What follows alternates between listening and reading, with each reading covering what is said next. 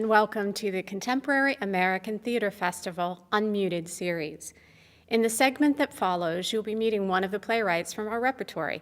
This will be an interview that is conducted by Ed Herendeen, our founder and producing director, with the playwright of Sheepdog, Kevin Artigue. Enjoy. Let's welcome Kevin Artigue to our conversation. Kevin. Hi, Kevin. Hey, Ed. Hey. You know, one of the things that really drew me to this script when I think Emily sent it to me first from New York was that it wasn't linear, you know, that you wrote a very theatrical play.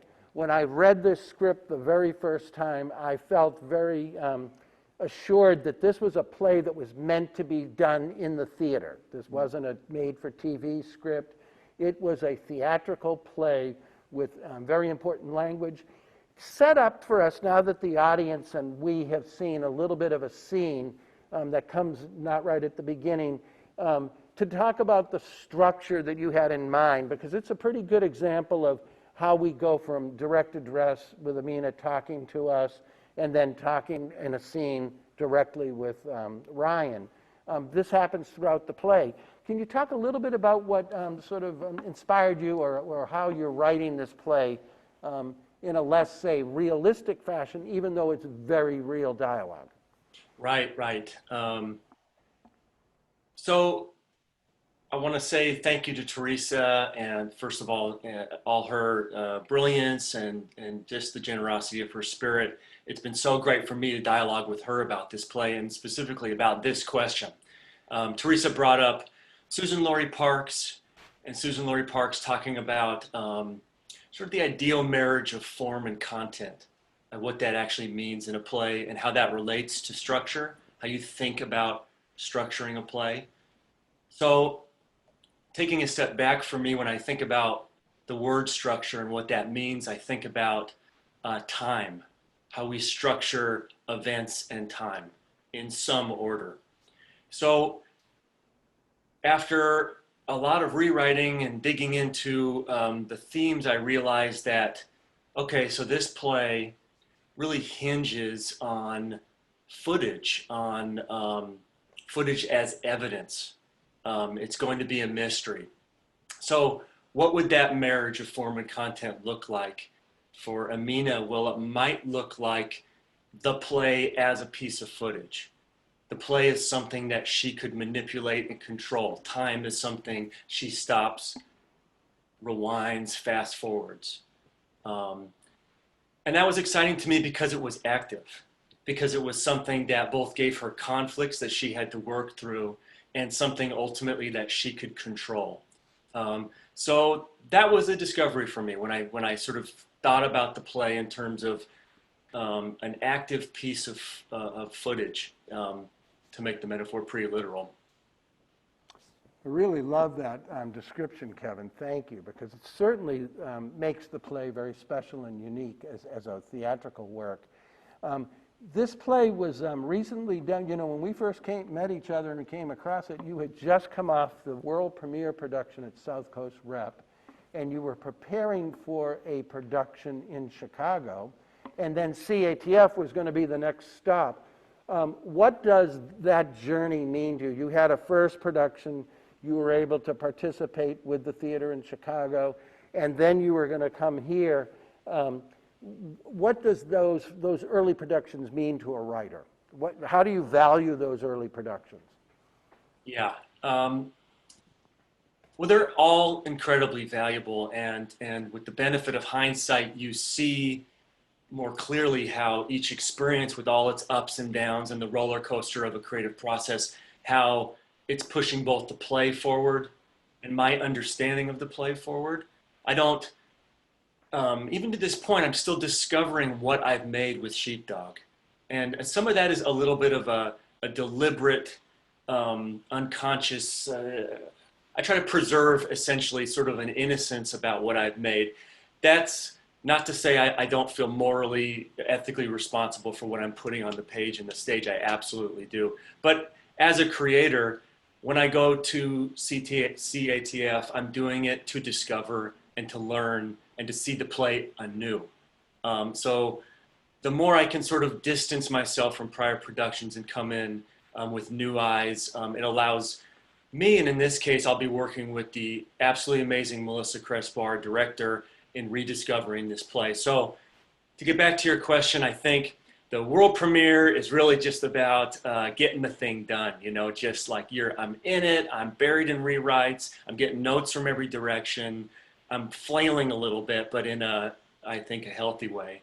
The second production, you're refining, you're doing the rewrites you never got to, and you're getting hopefully deeper into the material. And you're doing that via your actors and a new set of collaborators. So the third production is essentially just a gift, and it's a chance to do more of that work. And you know, I've heard such wonderful things about your audiences, and the relationship that your theater has with the community at large. And I wrote this play very specifically to be very producible, that this is a story about police violence that has two actors, it doesn't require much, and I wanted it to be talked about, I wanted it to be discussed. As you said, I wanted it to provoke thoughts, feelings, and emotions. So it'll be my chance next summer to spend time with you and your audiences, get to know people, and let's talk about this. You know, let's get into these issues, let's dig in. I think especially as a white creator speaking largely to white audiences in the American theater, this play is for us to use as a mirror. It's going to expose ugly parts of our past. It's hopefully going to force us to do some of this work as white people and have this conversation around race, class, and policing. Oh, Kevin, that's so important what you say about the audience too. My only regret is that you're not here and we're not live, and we would be in our second week already. And I guarantee you the gift that we have for you as a writer is this audience. I often describe this audience as that they're a vital part of our play process because they're serving us, they're assisting you, and they're assisting the artist on stage because the play is so new. So I can't wait to introduce you to them. And especially talking about Melissa, we can't wait to welcome Melissa Crespo back to the Contemporary American Theater Festival, where she began her career as an intern many, many years ago. So this play has a special place in many ways. Peggy. Should we take some audience some questions? Do we Yeah. have Thank some you, Kevin. folks raising their hands yet with questions? Okay, I think I'm going to try and paraphrase one of the questions that I've seen then.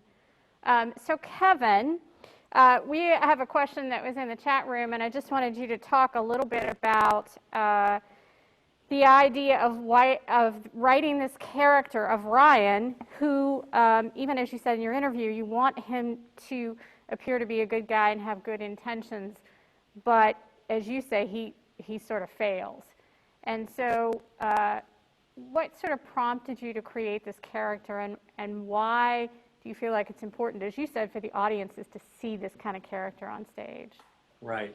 I think it's a great question. I think the word good in our moment associated with police officers is really tough. I mean, it's tough for me. And another word I might substitute for that is humanity, is that I wanted to paint a picture of Ryan and paint a picture of Ryan as a police officer and both of these officers with as much humanity as I could. Because I do think if we don't think about police officers on the whole as human beings doing a job, that we will be sort of blinded to some of the root causes of the problem. And I would say that was sort of the first thing I wanted to do in terms of an investigation of police violence from the perspective of looking at officers, was to humanize them. I hadn't seen that too often on stage, you know, spending time with these officers. But I would also say that I didn't leap forward to write this play. I didn't, in the wake of the footage I was seeing, the lack of indictments, go like, I have an idea for a play. Let's tell the story from the perspective of officers. I actually felt like I needed to sit back for a while and let artists of color and let my black colleagues, other playwrights, take the lead. In no way was I interested in exploiting or capitalizing on black pain and suffering in order to me to write this play. So it just took a long time for me to get there. When I look for models in the past about how to write tragedy, what is a good tragedy? I mean, for me, the essence of tragedy is you take a good person, you take somebody with rich humanity. Even better if an audience falls for them, falls in love with them, feels like they're an ally, and then you turn it. And you watch how someone who we relate to on some basic human level, step by step by step, gets distance from that humanity. Until when they look back, they realize they're doing something truly terrible, something that probably they could never imagine themselves doing. And you can look at Lynn Nottage, you can look at Susan Laurie Parks, look at Arthur Miller. The great tragedies are built on these characters. They're built on people who in their own minds are doing the right thing again and again. And the result is something so tragic and devastating. And no spoiler alerts, but that's, that is the story of Sheepdog. Yeah. Great question. Do we have anything else? Yes, I have a question from Nicole here. There's a question in the chat. How do you balance writing a relatable character with the responsibility of showing people that some officers are intentionally harmful? Yeah, that's a great question. And I think it gets to the very knotty, difficult ethical task of writing a play. Because as a playwright, I have to take that activist hat off for a second. This is my perspective on Playwright. I know other writers approach their work differently, and I have full respect for that. But in order to fully empathize with the other or the enemy in my head, which for me is a police officer, I have to allow myself into their world, their experience, and their humanity. At the same time, there's tension and conflict within me about my own politics, my own ethics, my own political biases. And I think the play ultimately is in this play, it's an uncomfortable balance of those two things. It's an attempt to humanize someone who I see as an enemy, to take on that task and do it through a play. At the same time, I have something to say about policing in this country. And I think if you get to the end of the play, you see what that is. And I think it's no spoiler to say Black Lives Matter. And I wrote this play to make that statement, to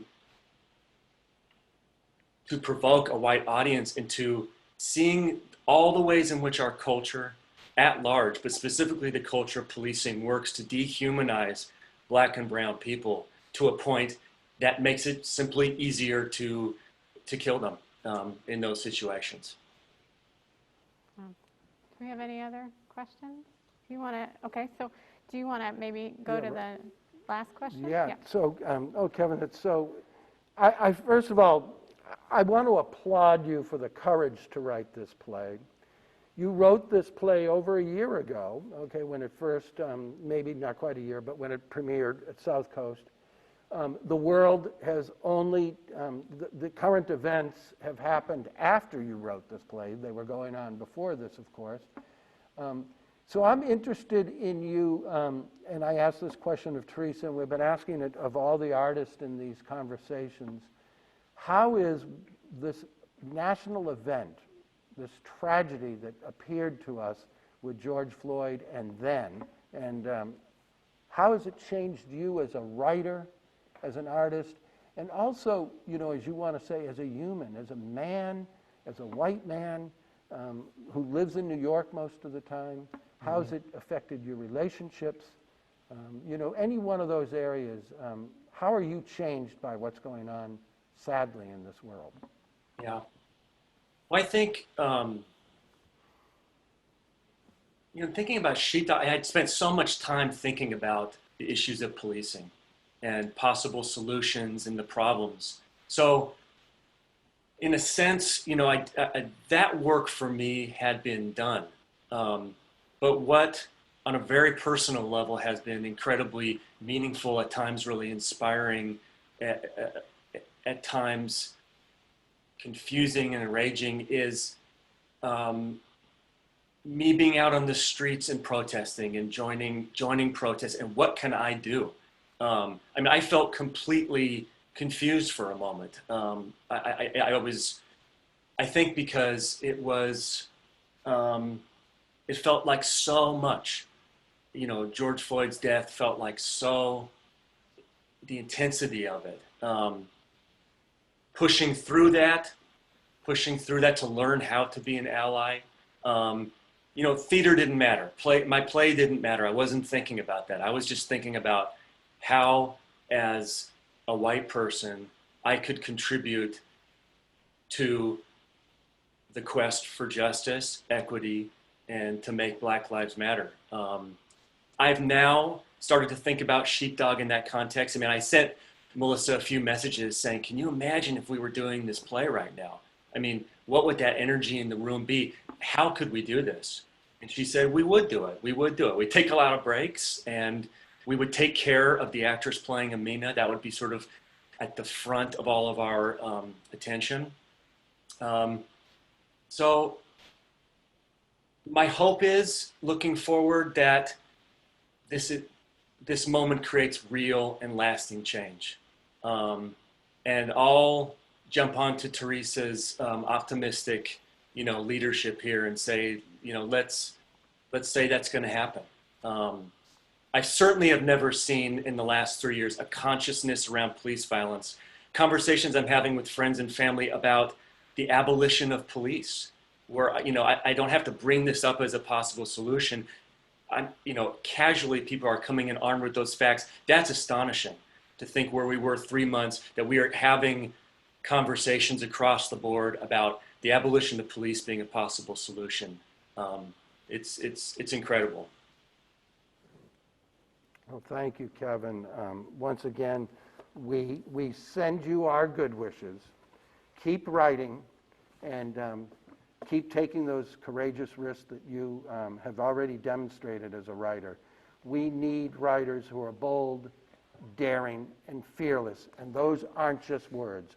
Those are words that the Contemporary American Theater Festival stands by, so thank you.